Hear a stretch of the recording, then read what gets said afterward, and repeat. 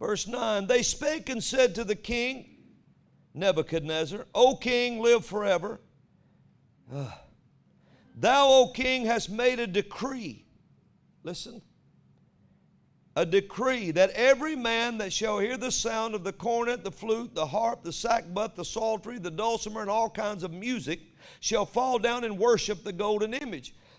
The reason he keeps mentioning these instruments is when you look at the meaning of each instrument and watch what each one was used for, it was all a careful designed sound that lured people to worship this image. It put them in a worshipful mood. It wasn't about bowing to the power of Nebuchadnezzar. He already had the power. It was time to push the worship in and make them worship an idol. And if the Jews bowed in captivity, you're not listening to me, the Jews were in captivity, and so they had them corralled in a place. Now they can make them bow.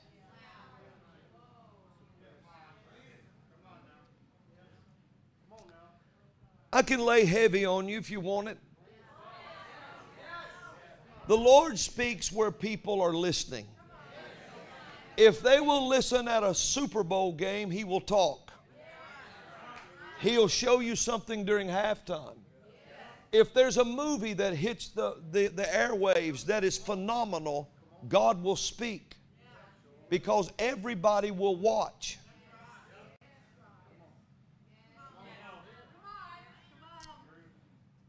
Through one such movie, The Avengers,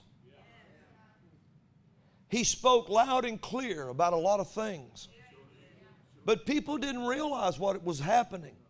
But if you'll go back and watch this, they begin to talk about gods. And they said that these people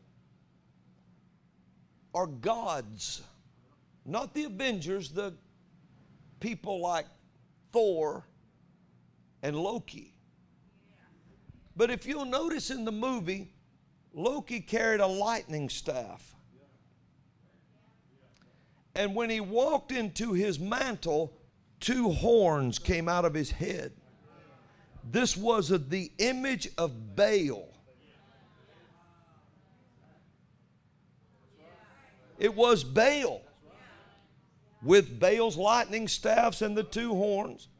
And he walked into a place and took a man and threw him on an altar. And the people said, watch now, you ready? Told Captain America. Said these people are gods. And Captain America was the only one of all of them. America. He came from a certain time. He was someone who was born in patriotism. And he transcended time. He's the only one of them who was that old and yet was young. And he came through time. And they looked at him, and when he first battled Baal, it was obvious he was a better fighter than Baal, but he couldn't hurt him. And when Baal stood up, this is what he did. He hit that staff, and he said, bow. He told the people, kneel. And it shot a corral around the people, and they knelt down. One Jewish man stood up.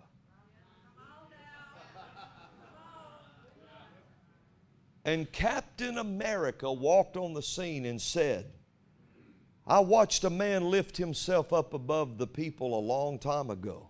He's talking about Hitler, because he came from that era. And that Jewish man said, I won't bow. And he was about to kill him until America stepped in.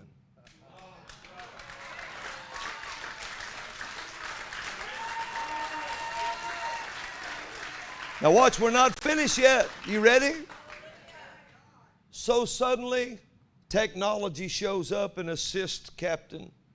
They get on the plane. They take him captive. They take Bale captive, put him on the plane. They get up in the air, and Bale jumps out and all. They leave.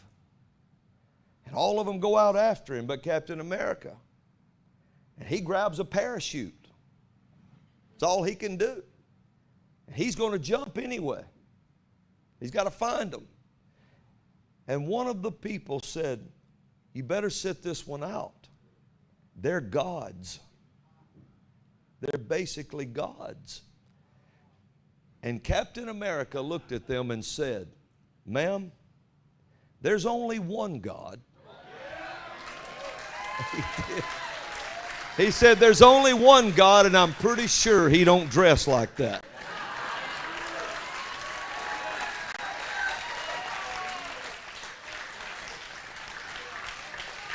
And it was a prophecy given to the people that America is the last hope that believes in the one God that has the might to fight.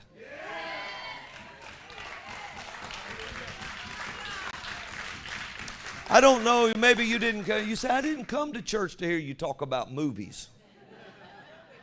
Why did you watch the movie then?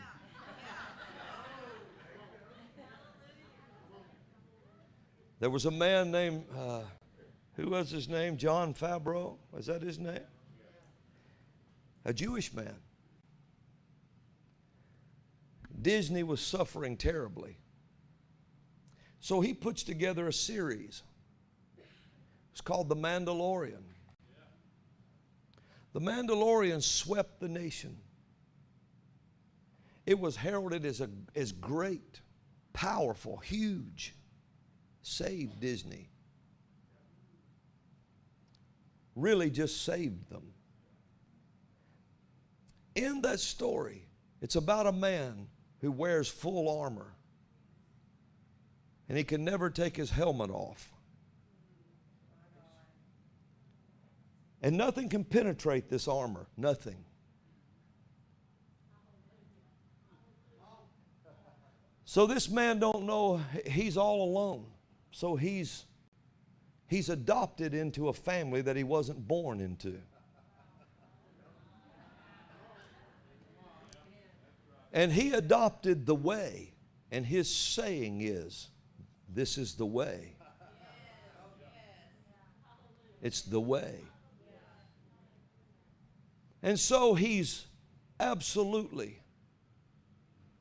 just really amazing the way he fights. So he becomes a bounty hunter, going after criminals.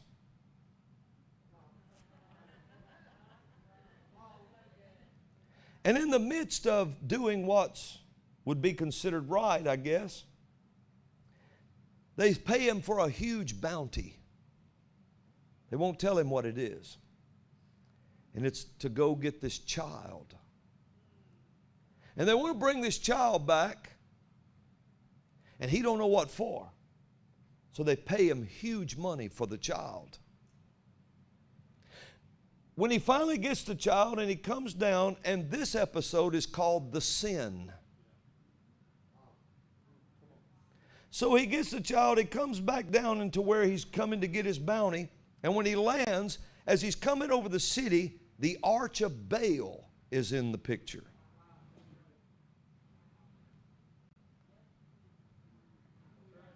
There's no other way to describe it, and you can't explain it away. It's the Arch of Baal. What is the Arch of Baal? It's where the people used to go through the triumphal arch in Palmyra, Syria, and they would carry their children up to the idol Baal and offer them to the idol Baal and burn them alive in his belly. So he went through the arch and carried the child through the arch. And he showed it again. He got back there and asked them, "What are you going to do with this child?" They're going to dissect him.